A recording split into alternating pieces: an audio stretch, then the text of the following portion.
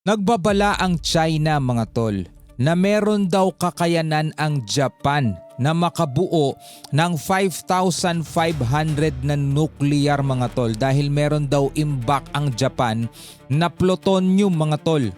No, alam naman natin ang Japan talagang kumbaga Iran, US, no?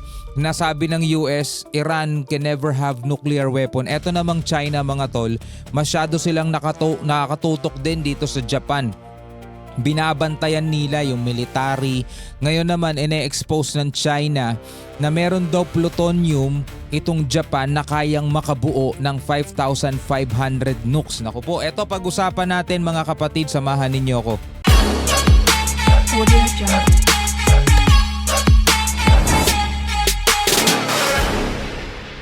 Alright, magandang araw sa inyong lahat. Welcome ulit sa ating bagong video, reaction, review, commentary, opinion, criticism at kung ano-ano pa. Kung bago ka pa lamang dito at trip mo yung mga ganitong klaseng reaction, video and commentary, syempre huwag mong kalimutan mag-subscribe. Click mo na rin ang notification bell para ma-notify ka whenever na may mga bago tayong reaction video tulad nito. So meron daw nuclear potential itong Japan at kaya nilang makagawa ng 5,500 na nuclear weapon dahil sa dami ng plutonium daw na meron sila. Yan mismo ay ayon dito sa China kasi binabantayan ng China itong Japan eh. Ayaw na nga nilang bumalik sa militarism itong Japan dahil meron nata silang matinding trauma nung World War II mga tol. Eto, panoorin natin itong balita mula rito sa WION. Samahan ninyo ako mga tol. Japan does not have a nuclear bomb, but it has something that is now drawing intense attention from China. That is a huge stockpile of plutonium. Beijing says that material could theoretically support thousands of nuclear warheads, and as Donald Trump reshapes America's strategy, pushing traditional allies like South Korea away, fears are growing that Japan could face pressure to rethink the nuclear question. More in this report. So wala naman daw nuclear weapon itong Japan.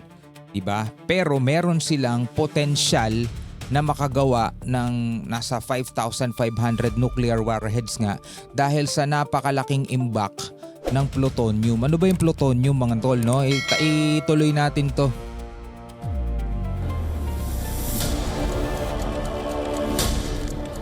The world stands on the edge of a new nuclear danger. Decades of fragile deterrence are unraveling at breakneck speed. Power vacuums, shifting alliances, and sudden strategic pivots are pushing rival nations to reconsider their ultimate defense options. Sabi rito, merong material o merong kasangkapan etong Japan. Pero ang tanong, gagawin nga ba nila itong nuclear warheads? Reconsider their ultimate defense options. A country shaped by nuclear tragedy, a policy built on restraint, a program built for energy, not war. For decades, Japan has held that line. But now, a fresh claim from China is pushing a different narrative. Narrative to ng China mga tola sa sobrang takot nila rito sa Japan. Tulad nga nung sinabi ko sa inyo kanina, parang meron talaga silang trauma dito sa sa Japan eh. Ito yung naratibo lamang ng China. Wala namang katibayan o wala namang patunay na itong plutonium na meron ang Japan is gagamitin nila para sa nuclear warheads, no? Ito yung ginagamit nila para sa energy o kung anumang mga bagay.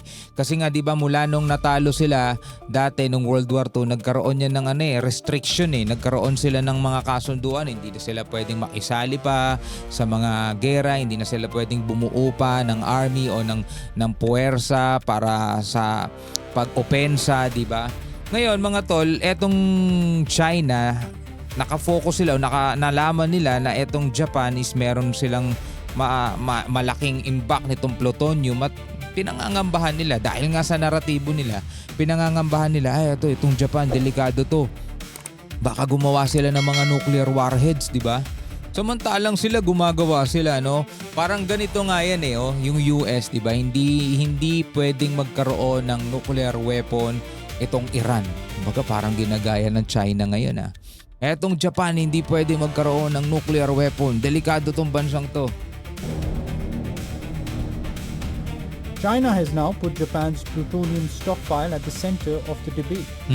Chinese ambassador to Russia, Zhang Hanhui, claims Japan possesses enough plutonium to make about 5,500 nuclear warheads. Dami nun.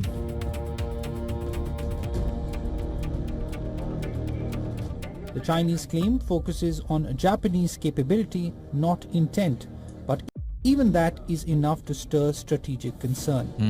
But there Nakafocus sila dun sa kakayanan, hindi sa layunin. Diba? Kumbaga binabaliwala nila yung layunin ng Japan, yung intensyon ng Japan, ang pinofokusan nila yung kakayanan ng Japan. intent, but even Tamang hinala rin sila no? that is enough to stir strategic concern. But there is an important distinction. Plutonium is not itself a nuclear bomb. It's a radioactive material produced during nuclear reactions. Now, certain forms of plutonium can be used as fuel in reactors, while plutonium-239 can also be used in nuclear weapons if a country chooses to develop the necessary weapons program. Pamalinaw, yung plutonium mga tol, hindi yun yung mismong nuclear bomb. Pero nasa bansa daw yun, nasa bansa na mismo yung kung pipiliin nilang gumawa ng nuclear program. Diba? Country chooses to develop the necessary weapons program. Japan's nuclear infrastructure is vast. Before the Fukushima disaster, it operated over 50 reactors. Today, around 33 reactors remain operable, with 15 restarted and more in the pipeline. Tokyo has been clear and consistent. It does not possess, produce, or allow nuclear weapons. Its plutonium is declared, tracked, and monitored under international safeguards, particularly by the IAEA. So malinaw mga kapatid, nililinaw ng Japan na hindi sila gagawa ng nuclear bomb kasi nga labag din yun sa kanilang batas mga tol. Meron silang rules na hindi sila gagawa nung ganun. Pero syempre, tulad nga ng China, sila mismo, 'di ba, hindi naman tumutupad sa sinasabi nila. Kabado rin sila mga tol dito sa sinasabi ng Japan kasi kapag ganun kasi ugali mo mga tol, lahat ng tingin mo sa iba ganun din eh. 'Di ba? Halimbawa, masama ugali mo, 'di ba? Lagi kang nag-iisip ng masama sa kapwa mo. Ngayon, ang iniisip mo, ikaw din pinag-iisipang gawa ng masama ng kapwa mo. 'Di ba? Kasi multo mo 'yun eh. 'Di ba? Multo mo 'yun eh. Tulad nito mga tol, China. 'Di ba? Lagi silang nagsasagawa for example ng mga drill. Pumapasok sila sa teritoryo ng iba, pumapasok sila sa airspace ng iba, nangaangkin sila ng teritoryo. Ngayon, kapag yung ibang bansa nagsasagawa ng drill, aba masama sa kanila 'yon. No, kumbaga iniisip nila sila ang pinupunterya, sila ang pinaghahandaan. Kasi nga multo nila 'yun eh. So ganito rin mga tol, ang China nagpaparada sila ng mga nuclear warheads nila, nagpaparada sila ng mga nuclear weapon nila, pero para sa kanila, kami naman yan hindi naman namin to gagamitin sa sa ibang bansa eh. So ngayon mga tol, sinasabi lang nila yon. Pero yung ibang bansa, kapag yung ibang bansa na nakikitaan nila, hindi yung mismong nuclear warheads kasangkapan pa lang o may mga posibilidad pa lang makagawa ng nuclear warheads, naaalarma na sila. 'Di ba? Samantalang sila andiyan na, buo na, pinaparada na nga nila eh. Etong Japan, kasangkapan pa lang, material pa lang mga tol, naaalarma na agad sila. Itong China eh, minumulto sila ng sarili nilang multo eh. Japan is the only country ever to have suffered nuclear attacks Oo, tama. at Hiroshima and Nagasaki in 1945. Ito na nga yung sinabi ng Japan eh. 'Di ba? Sila yung kaisa-isang bansa na nakaranas, 'di ba, dumanas kung ano ang bangungot na tamaan ng ganitong klasing sandata. Kasi sila nga yung una at huling bansa na ginamitan niyan. So alam nila mga tol kung ano ang dulot niyan. Kaya sila mismo sinasabi nila, hindi namin gagawin yan, hindi kami gagawa niyan. Kaso nga itong China mga tol, kabadong-kabado sa Japan eh. Its government continues to uphold those three non-nuclear principles. Japan will not possess, manufacture, or permit the introduction of nuclear weapons into its territory. Clearly, the Chinese claim hinting at Japan's nuclear intention is without any solid reason. Kaso itong Japan mga tol, mahalaga sa kanila yung honor eh. No, mahalaga sa kanila yung honor. Naalala ko dati mga tol, yung mga general.